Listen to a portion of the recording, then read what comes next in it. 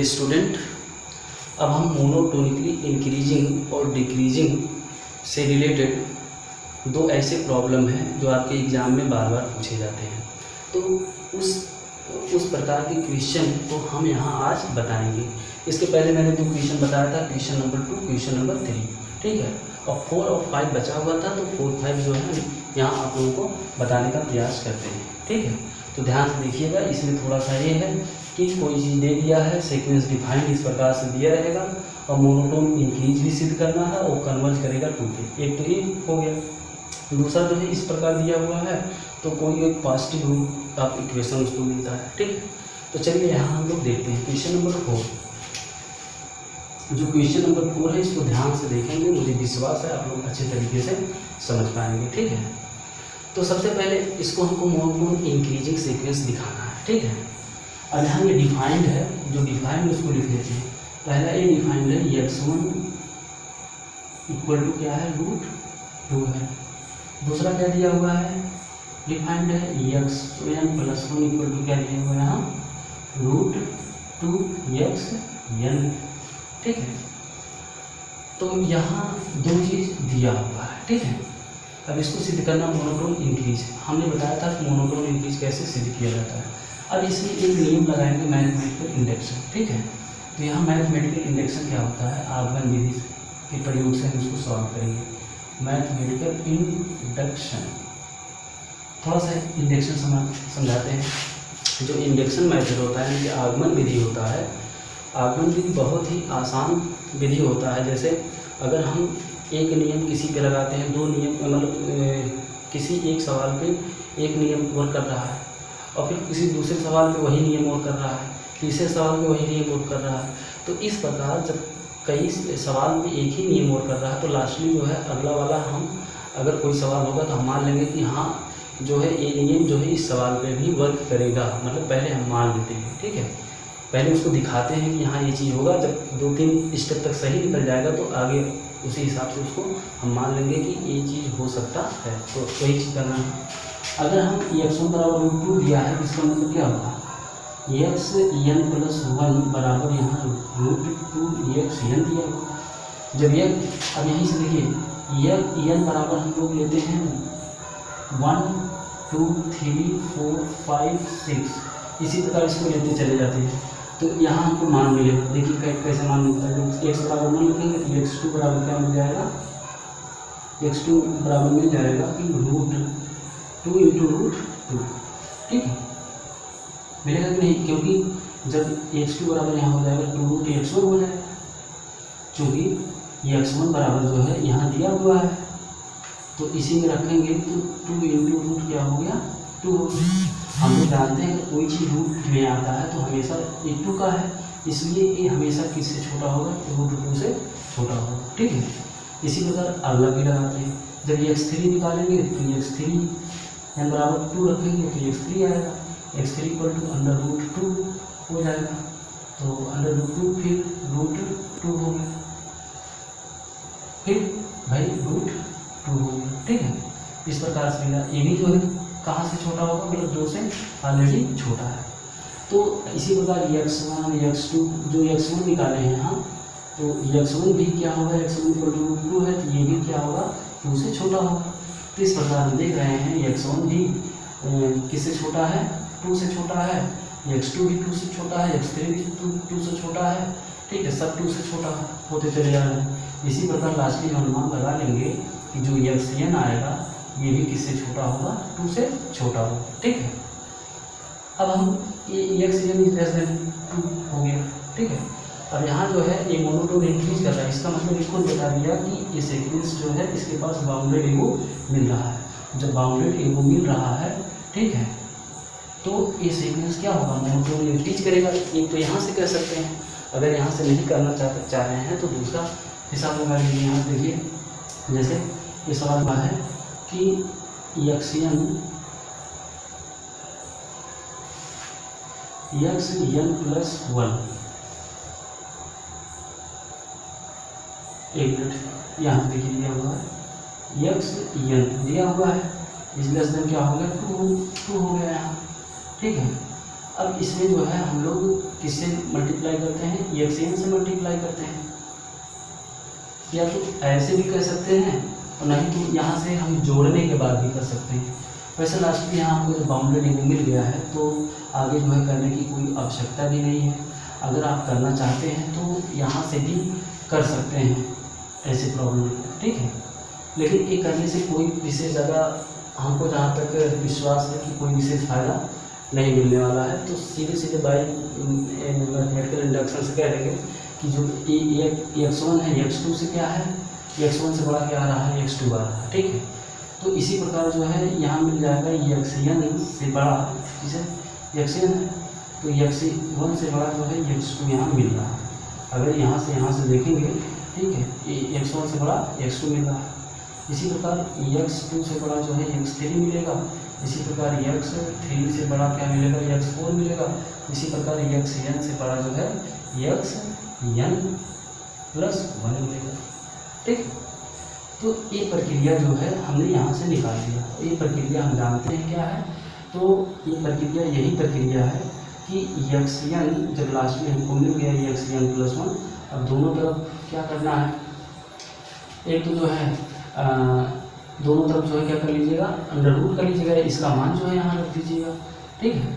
जैसे मान रखेंगे वैसे जो है अगला मान ऑटोमेटिक आ जाएगा। देखिए xn का मान ये हो गया और इसका मान a हो गया, ठीक है, √2 हो गया। तो सीधे सीधे वहाँ से पता चल जाएगा। तो xn से बड़ा xn प्लस 1 है। तो इसी प्रकार अगर हम लोग लेंगे तो xn प्लस 1 से बड़ा क्या आ जाएगा, xn प्लस 2 हो जाएगा, ठीक है। तो ये कंडीशन जो है मोनोटोनिकली इंक्रीजिंग का है, ठीक है। अब हम कह सकते हैं 10 सीक्वेंस am, यहाँ xn है तो यहाँ xn इज क्या हो जाएगा, मोनोटोनिकली इंक्रीजिंग, ठीक है, मोनोटोनिकली इंक्रीजिंग। और लेकिन ये भी कह रहा है कि ये मोनोटोन इंक्रीज कर रहा है, कहाँ पे कन्वर्ज कर रहा है, 2 पे कन्वर्ज कर रहा है। तो यहीं से हमको पता चल जा रहा है कि 2 तक कन्वर्ज करेगा। लेकिन इसका एक्चुअल लिमिट क्या होगा, लिमिट कैसे निकाला जाएगा, तो लिमिट थोड़ा देखिएगा। लिमिट इसका जो है इस प्रकार बन जाएगा। लिमिट ये चीज़ हम लोग जानते हैं कि an से बड़ा जो है xn से बड़ा xn प्लस 1 होता है, ठीक है।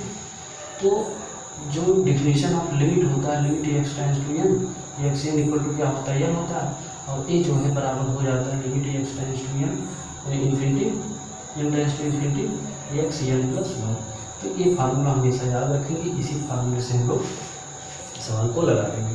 तो यही फार्मूला हम क्या करेंगे, इसी पे जो है ऑपरेट कर देंगे। जैसे ऑपरेट करते हैं देखिए, तो यहाँ दिया हुआ है xn plus 1 equal to √2 into xn दिया हुआ है।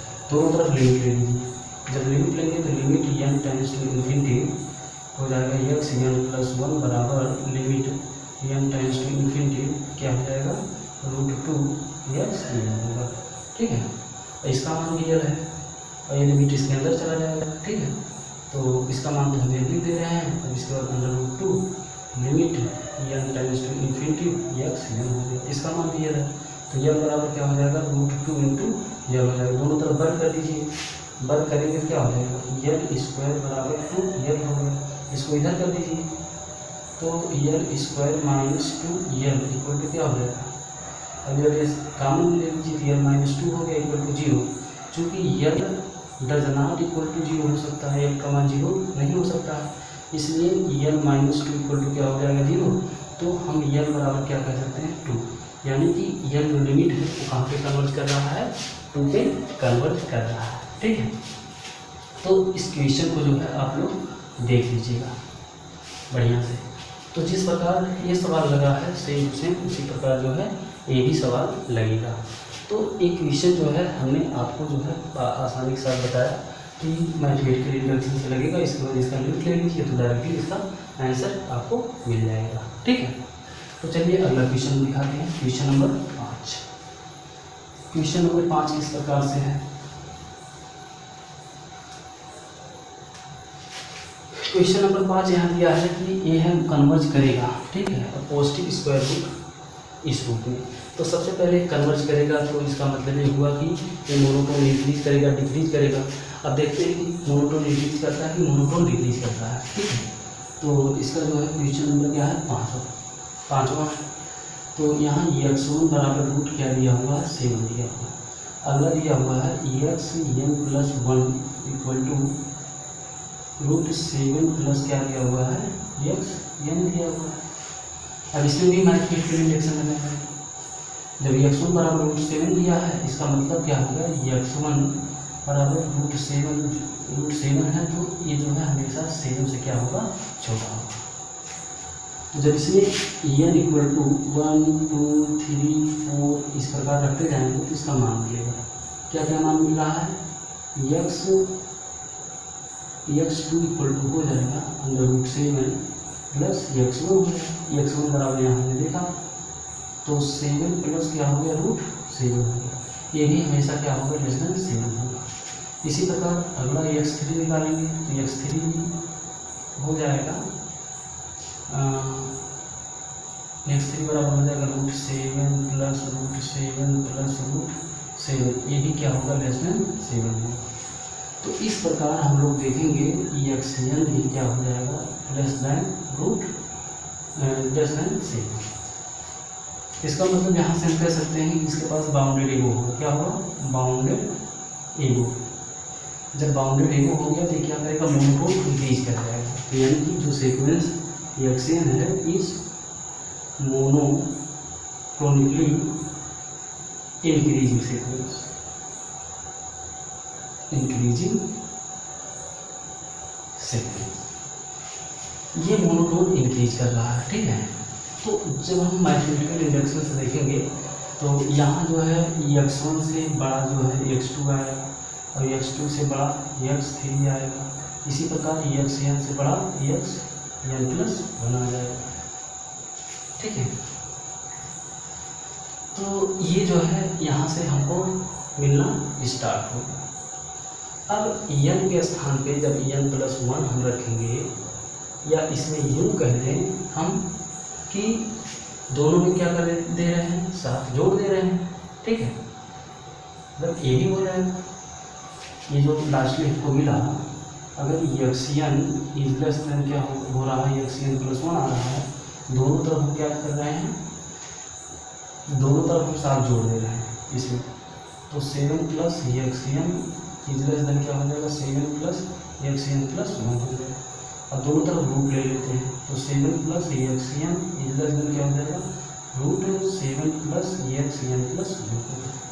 तो यहाँ इसका मान देखेंगे तो x(n+1) आया, यानी कि x(n+1) इस क्या हो जाएगा इसका मान n+1 है, इसलिए इससे ज़्यादा होगा तो x(n+2) हो जाएगा। जब n था तो n+1 आया, यहाँ n+1 है तो n+2 आ गया। ठीक है, तो ये खुद बता रहा है कि एक कम से एक ज़्यादा जो है बड़ा है। ठीक है, तो ये मोनोटोन जो है क्या कर रहा है इंक्रीज कर रहा है। ठीक है, जब ये मोनोटोन इंक्रीज कर रहा है तो हम लोग जो है इसकी स्क्वायर रूट को निकाल सकते हैं। कैसे निकालेंगे तो ध्यान से देखेंगे, हमको विश्वास है पूरा समझ में आएगा आप लोगों को। ठीक है, देखिएगा यहाँ तो आपको सिद्ध हो गया कि मोनोटोन इंक्रीज कर रहा है। अब इसका जो है स्क्वायर रूट सिद्ध करना है तो हम लोग जानते हैं कि लिमिट क्या होता है en tends to infinity. en यहाँ x(n) लिखा है तो x(n) वाला फार्मूला x(n) इक्वल टू क्या होता है limit en tends to infinity x(n+1). ये दोनों का मान आपस में लिमिट के बराबर होता है। ये फार्मूला देखिएगा। अब जो ये डिफाइंड है इसी की लिमिट ऑपरेट कर लीजिए, यानी कि हम लोग यहाँ ऑपरेट कर रहे हैं लिमिट, तो x(n+1) equal to √7 plus x(n), दोनों तरफ लिमिट ऑपरेट कीजिए। तो limit en tends to infinity x(n+1) equal to limit n tends to infinity √7 plus x(n). अब आगे देखते हैं, तो जब लिमिट n टेंड्स टू इसका मान क्या हो जाएगा n हो जाएगा। यहाँ से देखेंगे और इसको अंदर ले जाएंगे तो √7 प्लस क्या होगा limit n tends to infinity x(n) हो गया। इसका मान भी n के बराबर है तो अगली लाइन में भी लिख देते हैं तो n बराबर क्या हो गया √7 प्लस n। ठीक है, अब दोनों तरफ बंद कर देंगे तो बंद करेंगे तो n² बराबर क्या हो जाएगा 7 प्लस n हो जाएगा। जब 7 प्लस n हो गया तो अगले लाइन में इसको क्या करेंगे, अगले लाइन में n माइनस इतना करेंगे। ठीक है, तो यहाँ हो जाएगा n² minus n -7 equal to क्या हो जाएगा 0।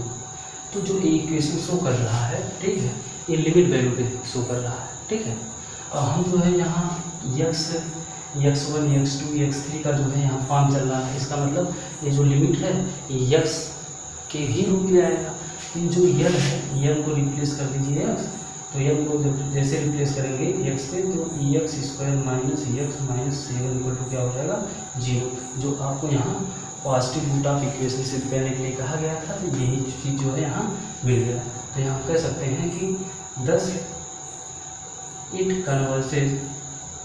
Converged to positive root of equation of this equation. मतलब ये इक्वेशन जो है पॉजिटिव रूट, मतलब इसको बोलते हैं स्क्वायर रूट, मतलब ये इसको धनात्मक मूल बोलते हैं। इस धनात्मक मूल पे इक्वेशन को क्या कर जाएगा, कन्वर्ज कर जाएगा, ठीक है। तो इस प्रकार के सवाल हमने यहाँ जो बताए आपके जो है बुक में और बहुत सवाल मिल जाएंगे। तो यहाँ से आइडिया लेकर चैप्टर खोलकर आराम से सवाल लगाइएगा और हमको विश्वास है कि सवाल आपको अच्छे से समझ में आ जाएगा, ठीक है। अब इसके बाद इसके अगले वाले लेक्चर में हम बाउंडेड बिलो बाउंडेड एबो पे जो है क्वेश्चन लेकर आएंगे कि उस पर जो है किस प्रकार से सवाल पूछे जाते हैं, ठीक है। और बकिया जो है आप लोग जो है बुक से सवाल को प्रैक्टिस करते रहना। मुझे विश्वास है कि कोई सवाल छूटेगा नहीं, सब सवाल को आसानी के साथ आप सॉल्व कर ले जाओगे। तब तक के लिए